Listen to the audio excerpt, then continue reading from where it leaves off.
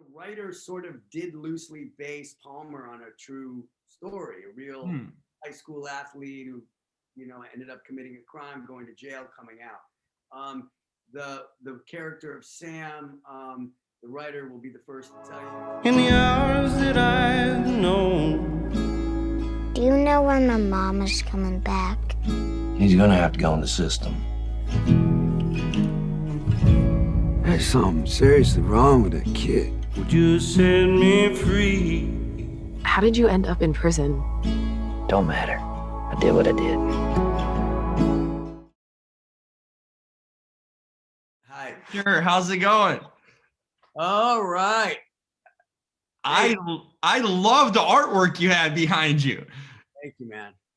Is that yours or Yeah, it's just collections? Yeah, my wife and I just have a bunch of like kind of nudes back there, but It's cool. It's creative and it's unique. I like it. thank you. Yeah, that's a Tony Fry. Just died. He's an old British. Oh wow, that's phenomenal. Yeah, I got some. I have a lot of art. That's cool. No, that's great. Are you like a collector of art in a sense?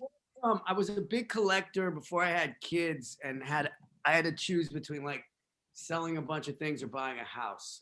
So I sold kind of like some of my best stuff to buy this house in Brooklyn. But It's a nice house and a throne you're sitting in. I love it. this was this was on a set of a movie. Really? And you got to keep the prop? Yeah, it's actually my wife's. Yeah. That's fantastic. Well, there you go. Always not only a memory, but that's a cool thing to keep. Thank you, man. I appreciate you liking our room. Absolutely. So you're in Brooklyn currently? Yes. Phenomenal. I'm in Chicago. Yeah. Where? Just by I live right by the airport near O'Hare. So like Des Plaines. Right. Okay. It's the suburb right pretty much next to the airport. So. I was born in Hyde Park. Oh, okay. Oh, wow. So you're from here originally in that case. I lived in Evanston and Highland Park when I was little. I moved to New York when I was 12, basically, New York City. So you still have any Chicago roots or any like things that connect you to the town? Oh yeah, my sisters live there. My mother just moved back. Yeah. Oh, that's great. So this is home still, even though you're kind of a New Yorker, a transplanted New Yorker, but Chicago. I'm guessing you're still a Chicago sports fan then, huh? Yeah, I mean, to be honest, I'm a big Bulls fan, but now they're not very good. I've kind of moved big time into Premier League football as of 2000. Okay. But I was definitely. The Ricketts family kind of bugs me. I have a lot of differences with them politically, so it's really soured me on the Cubs, but I was a big Cubs fan. And what they did to this team this offseason, I'm telling you, if you're in this town, they're like public enemy number 1, too. I mean, they've gutted this team and gotten rid of players and, because of cost concerns, because, there's not enough money to go around, for owners like that. So they've given so much money to Trump and he lost. So now they're probably nervous. I don't know. Well, and now the team's paying for it because they're getting rid of all their top players and acting like they're, a small market team, which is just a whole ridiculous thing in its essence too. So I love the Cubs, man. I went to the World Series, the last World Series, and my sister actually is an architect and designed Madden's restaurant at Wrigley Field. Oh yeah. Love Madden. Said he was a great dude. So I love the Cubs, but Yeah, I mean, certain things will turn you off, no doubt about it. Well, at least the Bulls are in a come up, so they're starting to get better. They have at least new management. But I live like 10-minute walk from the Nets, bro, and the Nets right now are fierce. That is the team to follow. They're the talk of the whole country, really, and league. I've been to a Nets game once. I love the arena, and I love how the subway just like stops right in front of the platform onto the arena, which is great. It's a great arena, but unfortunately, I'm not going till COVID or till we get vaccinated. I'm not going back in. Yeah, no, that's a smart move in that way. So, wow, that's so cool. I love talking to a fellow Chicagoan. So this is exciting for me to get to chat with you. I absolutely love this film, Palmer. I just, first of all, I thought this could have been based on a true story in a lot of ways. Like there probably is something similar maybe out there in the world.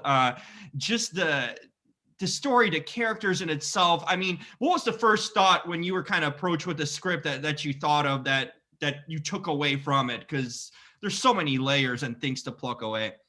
I basically, like you, I was like, this seems like it's a true story. Yeah. And that was one of the reasons I wanted to do it. There was such authenticity to it. And having just finished making so many documentaries, I wanted to find a fiction film that I could kind of navigate into what I've learned from docs into fiction. And turns out the writer sort of did loosely base Palmer on a true story, a real high school athlete who, ended up committing a crime, going to jail, coming out. The character of Sam, the writer will be the first to tell you, she's gay, and she always felt like a little bit more like in touch with her masculine side than her feminine side, and played with the trucks, played in the dirt, and was told, you're a girl, you should be a girl. Mm-hmm. So I think she merged those two stories together. And then when I read the script, that's what I felt, just this authenticity. So I also, my nephew, Max, who lives in Chicago, was born, raised in Chicago. He reminded me so much, Sam reminded me of Max. And my sister and her husband nurtured Max and allowed him to play with dolls, allowed him to be who he was. And he's a beautiful kid. He's the greatest. And I just related to Sam. And I was like, wow, imagine transporting that boy into rural, America. And I thought that was so wise of the writer to kind of place him in the South. Yeah.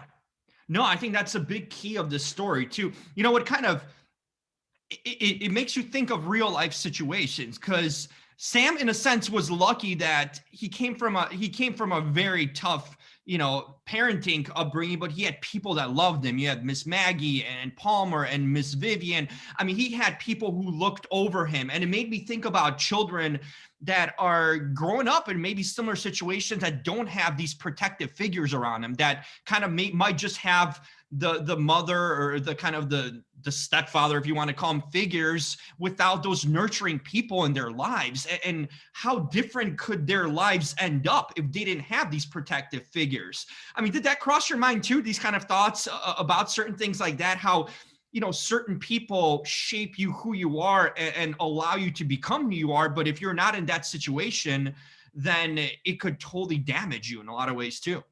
100%. I mean, one of the beauties of the mother character, who's a disaster as a mother in terms of crystal meth addiction, and also, just leaving Sam for weeks on end. She did have this other beautiful side to her where she nurtured Sam to be who he was. True. And Sam's wisdom comes out of a lot of that confidence that his mother must have given him. But imagine if Sam did end up living with the mother and Jerry, the bad boyfriend, or did end up in a home. That boy's beautiful spirit would be crushed. Yep. If he didn't see Palmer. So yes, that is a big part of the movie. That's a big element of the movie. Imagine if Palmer never met Sam. What would have happened to him in his life? His grandmother died. He would have been alone. Maybe he would have met Maggie, and there may have been, but the story isn't about Sam's romance with Maggie. That's just kind of a secondary storyline. It's really it's about how Palmer and Sam come together and how they affect each other's lives. So it's hugely important, man. Look at, I'm wondering with all that's going on in the world right now, in the United States, and you look at what's happening and our country being kind of torn, going in all these directions. You think about people how they were raised.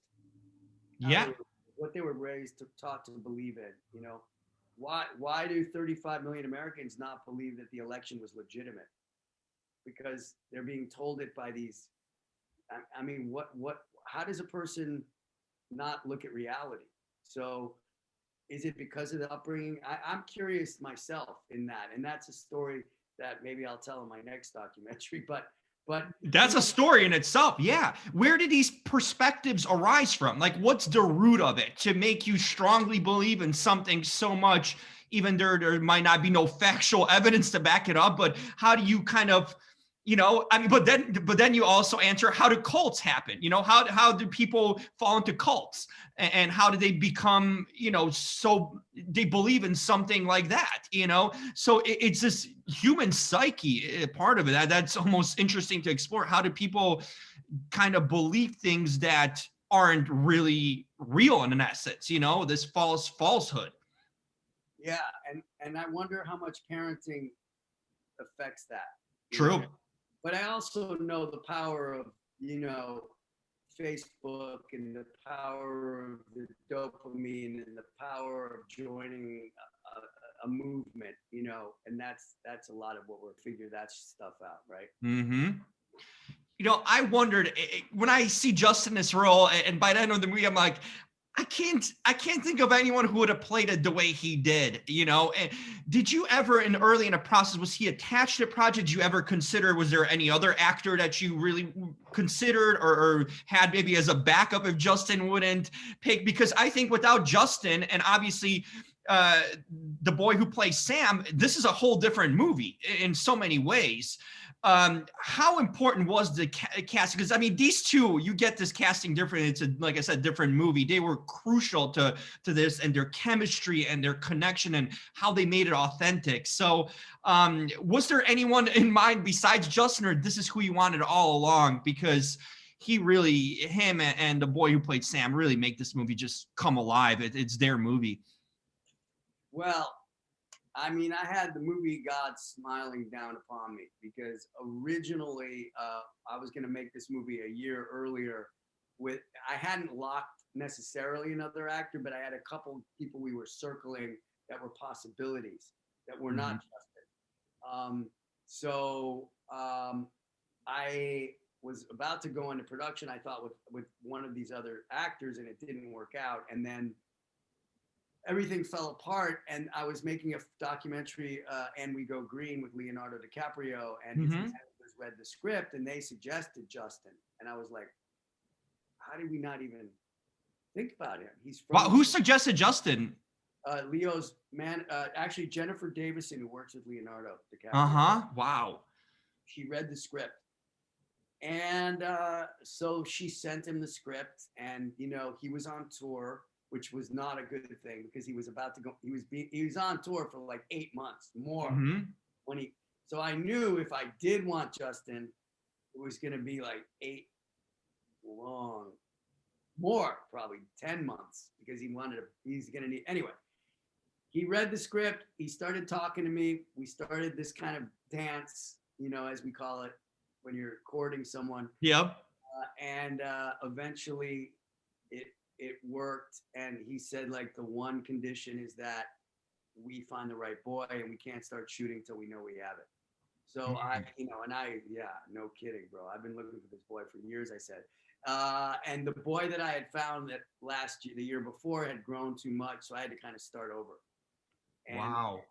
But no, it's funny. Like, it just worked out. Like, he was perfect.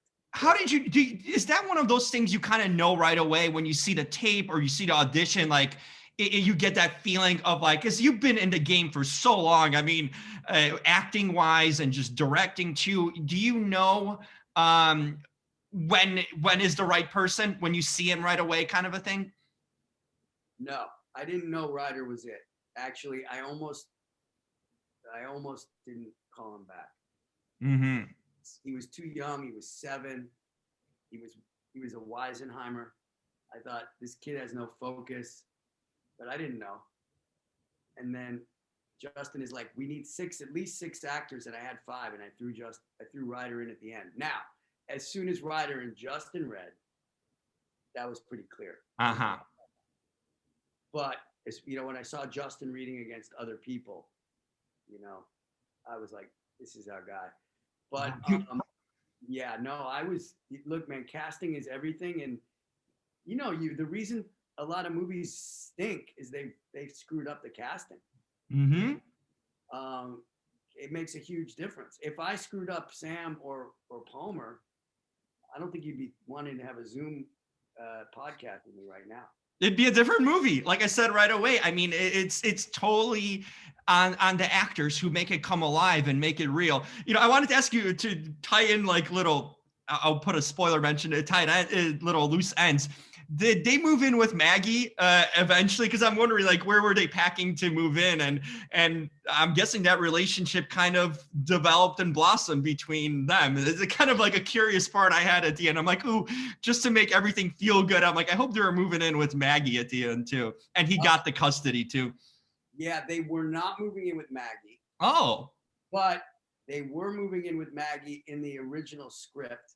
Interesting. In the original script, we actually ended the movie with them literally moving in with Maggie. And then I was like, this is too corny. We changed it. Let's just have them move. And we need to end the movie with the two of them alone. Uh-huh. But if you thought they were moving in with Maggie, I'm all for it, bro. Yeah, I say go for it. I don't know what's going to happen with Palmer and Maggie. You know, yeah, we didn't want to tie it up into too tight a bow. You know what I mean? But yeah, I'm glad you thought that, because it makes you warmer. It makes you feel better. Oh, totally. It does. And him having the custody, I mean, I'm guessing the mom signed it over. It just made so much sense in that case, you know, that the life continued. So, wow, it's a special movie. I really feel it's one of the best things I've seen in a while. And I just love the growth of this movie. This movie has a growth through it, not only through characters, but just the story in itself and the way it's put together. I just thought it's phenomenal. And, you know, if someone's watching out there that could relate, that's even that much better for it. So just phenomenal job. All right. Well, thank you, man. We definitely blocked it out so that it's a slow burn and it starts to, you know, It's an emotional journey that you start to really, the train starts speeding up as the film goes along. And it's a necessary way of doing it. It's the only way it kind of would have worked, you know, by building the blocks that lead up finally to what it does. So, it's been a pleasure talking. I know you're short on time. I wish I could catch up with you again. I wanted to ask you so many things about working with Wes Anderson and being on Succession, my favorite show on TV. But hopefully we can do this again, because so many more things I'd love to talk to you about. I'll just say my two favorite acting things are working with Wes Anderson and being on Succession. Those are two fantastic. I love both of those. And yeah, well, we'll do it again. Absolutely. Maybe the Bulls will make the playoffs and we'll little Bulls Nets action. That would be good. It would be a 4-game sweep for the Nets, but still, you know, progress, right? Patience, man. Patience. That's right. Well, Fisher, been a blast. Hopefully I get to connect with you soon, maybe after the movie release again. There's more things I'd like to dive in about the movie too in itself, but awesome job. Fantastic. Nice to meet you. You too. Okay, Jim. See you. Bye-bye. Talk soon.